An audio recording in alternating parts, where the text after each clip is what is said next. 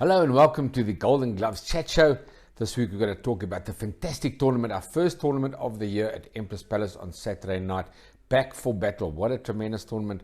Well done to Golden Gloves, well done to Empress Palace, and well done to Palace Bet, and of course Supersport, your World of Champions, for putting on a magnificent show. I'm going to give you the breakdown of the fights, and then later on in the show I'm going to be talking to some of our contestants, our fantastic winners. First up was Cohen Ray. Cohen Ray fought a fantastic fight, won by TKO against Karabo Makupi. Cohen Ray has been out of action for 2 years and he had a fantastic victory there. So well done to the young Cohen Ray, who is now 6-0. Then in the cruiserweight division, scheduled for 10 rounds, it went 10 rounds. Lebo Mashitwa beat Keaton Gomes over 10 rounds. It was a rematch, remember, the first time Lebo won the fight. Kind of went similar to the first fight, same kind of pattern. Lebo was in and out with speed. Keaton Gomes needed to throw more punches, didn't throw enough punches in that fight, and lost a lopsided 10-round decision to Lebo Mashitwa. Good one there for Lebo in the cruiserweight division. Well done to the Lionel Hunter stable. Then the 4 at War, 3rd and 4th place. Nobody knew what was going to happen in this fight. It was a 50-50 fight.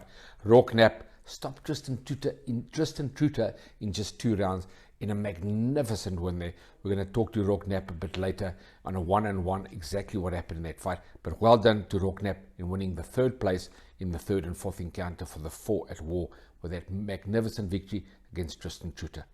Then Jabulani McKenzie, what can we say about this guy? He's 10-0 now, brilliant fighter, the WBA Pan-African champion and the IBF Africa champion. Jabulani McKenzie beat Eddie Kapia in the second round, first round in fact, knocked him out in the first round. This kid's going places. He's going to Ludabella Entertainment to fight on those shows in America in the near future. And we can only look out for Jabulani McKenzie as our next superstar. So well done to him winning that fight. And then, of course, our main bout, our last bout of the evening for the WBA Pan-African and IBA All-Africa title. That magnificent win, Brandon Thysse beating Boyd Allen in the 3rd round. Brilliant stuff. Winning an exclusive championship ring by 25 Collective. Winning those 2 titles and, of course, winning the 4 at War title. We're going to speak to Brandon Thysse and Damian Durant in our next segment. Hello and welcome to this week's edition of the Golden Gloves Chat Show. With me, that magnificent victor here. Brandon, well done on that fantastic victory over Boyd Allen on Saturday night. Your trainer, well done. Thank you, Brian. Damian Durant, we're going to talk a lot about that fight. Fantastic victory. You won the title, the WBA Pan-African title from Boyd Allen. He was the champion. The IBA All-Africa title was vacant. That was on the line, so there was another belt. That exclusive championship ring by 25 Collective, you won the championship ring. And of course, you won the 4 at War title, which was a magnificent win. You obviously beat Roarke Knapp in the semi-final to get to Boyd Allen. Tell us, let's start from the beginning, the training camp, the things that people might not know about a young Brandon Thysse. What happened in the training camp, the build-up before the fight when you went into the bubble? It was a very hard training camp. We really trained as if this was a world title fight, because that's the training you have to put in to get the best out of you. So we put in the hard work. It was a very long training camp. Especially coming out of the COVID Yes. pandemic, getting back into the gym was also very hard, So in all around it was a very tough training camp, but I learned a lot about myself. I learned a lot about my fight game and so on. So it was a very, very nice training camp, very hard one, and made me more confident in going into the fights and into the bubble. Fantastic. Well, Damian, let's just stay with that for now. The training camp, we spoke about it off air. You said it was pretty tough because, which people don't know, in the bubble, nice job of Empress Palace to supply you guys with a hotel. Yes. But what people don't realize is you couldn't walk around to shopping malls, you couldn't walk around anywhere, even at Empress Palace. You were restricted to that hotel. You had to eat your meals in the room. What was it like in the training camp with your champion? So, being in the bubble was interesting. Obviously, very similar to being overseas, but it's different because when you're overseas, fortunately, you can travel out a bit. You can go to a shopping mall. You can see a bit of the country that you're in. This was different. We were in the hotel. We had the 2 hotels to us. The one we were staying in, the one that we were going into for the gym. And then obviously our food was being delivered to us, breakfast, lunch, dinner in the room. So we would eat in the room, and the only time you were really out of your room was just to go to the gym or maybe stand at reception, and there was no one at reception because the place was completely shut down for us. So it was tough. interesting. It wasn't too tough, but it was tough. It was an interesting experience, one that I'm glad that I've had, because you never know if it's the last of a pandemic to see in the future. We don't know what's ahead of us. So it was good to have that experience. I'm grateful for it. Well, you did a fantastic job. Let's talk about the fight before I talk to Brandon. Damien, well done. You were magnificent. Obviously, you had a plan. Did you go in there confident that you would win by stoppage? Because when I talk to you, we're going to talk about how you just jumped on your man. It was brilliant. Yeah, so we knew what we needed to do. Obviously, we fought Boyd in the first time before the 4-8 war. It was a close fight. A lot of people felt it could have gone either way. We had a split decision loss, so we knew what Boyd was about. So I knew Brandon had to come well prepared for the fight, extremely fit, which he was, and we knew we had to push the fight. We needed to take Boyd into deep waters and show him what the fight game's about in professional boxing, and my man did it. He trained exceptionally hard. Like I said, he never missed one training session throughout the training camp. I think Brandon took himself to new heights, and I think he actually saw a new side of what he's capable of doing in training. So he put in the hours, and it paid for when fight night arrived. Well, Brandon, you are the champion. You're the man of the moment. Well done. Congratulations. You were absolutely magnificent. Did you believe after the training camp and during the training camp, you obviously saw a lot of Boyd Allen in that week. Were you super confident you were going to win the fight? Yeah, even before we went into training camp, I was confident. We wanted this fight. We wanted the rematch. When the Forward World Tournament started, we told everyone. Everyone knew that is the fight we wanted. Whether it came in the quarterfinals or semifinals or whatever in the finals, that is the fight we wanted. So that motivated me even more. So I was confident. My confidence was up, especially after the Roarke fight. I knew I was the underdog going into this whole tournament, and I told everyone I was going to win this tournament, not only because I wanted that much, but I know I'm on a different level. With my training camps getting harder and tougher and better, I know I'm on a different level than the guys I fought. So I was very confident going into it, and I was. Are you generally a nervous kind of guy, or not really? You don't look that type of guy. Yeah, I'm normally a nervous guy. But I try to it's hide normal it. to be nervous. Yeah, I try to hide it as much as I can because I don't know. I don't want it to get to my head too much. Yes. Well, you hide it with your confidence and your hard work, your work ethic that you put in. Yeah. That obviously helps you to be a confident fighter like you are. So tell us quickly. It was interesting. I was lucky to have a ringside seat. I mean, we had no spectators. You came into the ring and you were like a raging bull. You just ran out there, boom, in his face. And you had your game plan. You were there to win. Where Boyd started being defensive and started holding a bit. It didn't seem like Boyd had a plan. You had a plan. Tell us how the fight went from round one when you rushed straight at him like a raging bull. Yeah, we had a whole game plan set up for the fight. We were ready for whatever he was going to throw at us. But for us, we wanted to push the fight. We wanted to show him that, listen, we're here to fight. You're the champion. We're coming for the belt.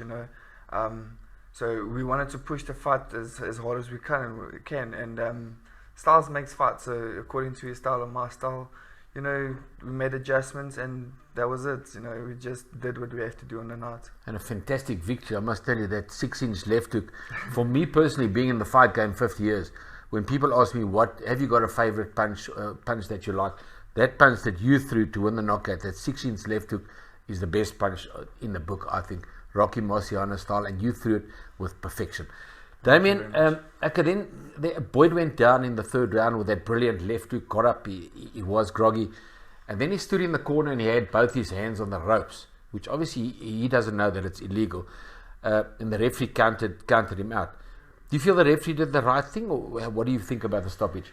So, I think the stoppage, if we look at it, he may have not known the rules that you're not supposed to have any form of support. If you get knocked down, you get back up on your own two legs. You show the referee by picking your hands up that you're ready to continue. He was obviously not aware of that. He was hurt. It was a massive shot. Shots like that generally put out many of fighters and they don't get up. So with all due respect, well done to Boyd for getting up after taking a shot like that. My feeling is, if the fight did continue we've seen it time and time again, and you've seen it, Brian. When a guy gets knocked down severely like that, and if he does survive the round, he generally gets knocked out extremely badly if there's a follow-up round. So I think for his sake and his career, I think Roarke made a good decision by stopping the fight. It could have continued, but I think there would be a different story to tell after the fight. There may have been oxygen. It could have been a lot worse. So it could have been worse, like you say. Well done. I mean, it's the rest is history. You've won the fight. You won the fight by TKO in a brilliant win, a great left hook, like I said. Let's go to the next step. He's the champion now. He's the man of the moment. He's looked absolutely magnificent in the semi-final and the final of the Ford War, and he's the champ. Where to from here? Would you like to see maybe in like an IBO world title fight in the near future? Sure, definitely. You know, for me, it's I would like tough fights for Brandon. I don't want walk in the parks for him, because he knows that if he has tough fights in front of him, he puts himself in the right mind frame, and we invest ourselves fully into the training camp. So we want good fights ahead of us. Obviously, internationals would be best. You know, the Ford War was the best junior middleweights in South Africa competing against each other. So he's past that now, and I think we need to now step it up into an international scene, try and face a couple of international opponents, and hopefully fight for a world title, definitely. Fantastic. Well, last word from the champ. Yeah, Brandon, talk to us. I'm just very, very grateful. You know, I'm grateful for the opportunity the Golden Gloves gave us for this fight. And I'm the champ now, so I'm happy. Yes, I want to stay the champ for as long as I can and just keep on building and growing. Fantastic. And you know, from my side as a commentator and a boxing fan, thank you for what you're doing for boxing. You're a great entertainer. You did great against Knapp. You did great against Allen. And keep up the good work. Well done. And we'll see you back in the ring. Well done. Thank you for being my guest, Damien. Thank you, Brandon. Thank you, We'll speak to you soon. Okay, hello and welcome to this week's edition of the Golden Gloves Chat Show. With me, my special guest here is Roarke Knapp. Roarke, well done. Wow, what a win over Tristan Truter for third place in the 4 at War Forward Battle on Saturday night at Empress Palace. A great show. Let's talk. What is the training camp like for you in the ecosystem, in the bubble, that week that you spent at Empress Palace? Did you see a lot of your opponent? Tell us about the training camp. It was definitely different. It was interesting, to say the least.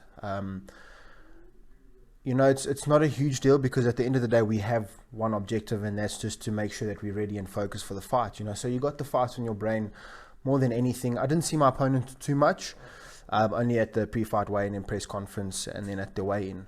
You know, we were pretty, separate most of the time.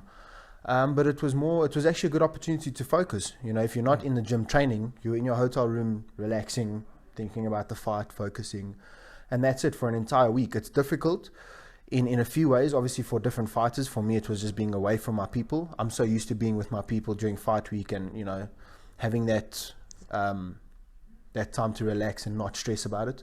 But it was definitely good. It was a new experience, and it was actually an honor to experience something like that. We were the first to actually do it in the country, so it was definitely something new and fresh. Well done. You guys all came out with flying colours. You guys all made the weight at the pre-fight medical, at the official weigh-in. So well done for being so professional, and all you guys. Let's talk about the fight. A big fight for you. It was for third and fourth place. You'd lost in the semi-finals to Brandon Thysse. You needed to up your game. You came in there so focused. You looked absolutely magnificent. Tell us how you felt getting into the ring for that fight with Tristan Truter. I'll be honest, it was a very different feeling around this fight. I was very at peace, very relaxed. I think I was just that focused on what needed to be done at all costs. I kept telling my camp that I don't care how this fight goes. If you have to carry me out on a stretcher, that so be it, as long as I win the fight. I was just in that zone of getting the job done. So I was very at ease.